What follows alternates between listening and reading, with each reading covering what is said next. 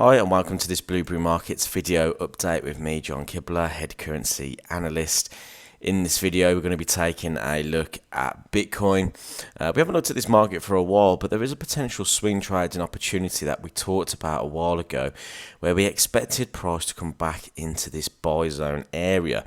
So I've just come onto it just to check what the price is doing, and it looks like price is creating a nice 3-drive pattern.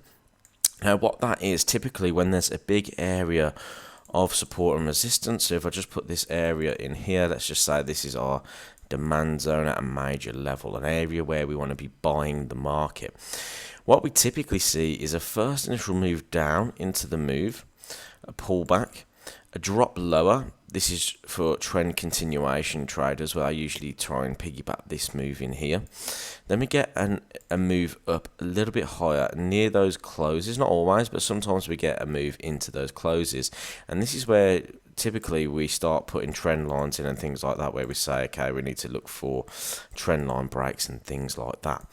Now what typically happens then is a push back down, and we get this almost inverse head and shoulders pattern, and then we typically get the move higher.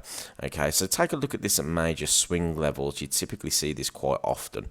Okay, now this is, I'm feeling what we're getting here. We've got this nice little buy zone area in there. The initial drive was down into here, didn't quite get to the buy zone that we were looking at, but came back into these sorts of highs in there.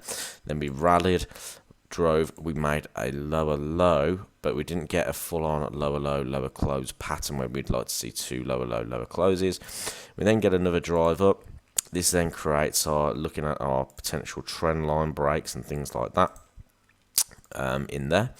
And then we've got this nice move back down into, sorry, I wasn't meant to draw horizontal there, let's just get rid of that, into the similar area, and then what we typically see is a nice move back up into those highs.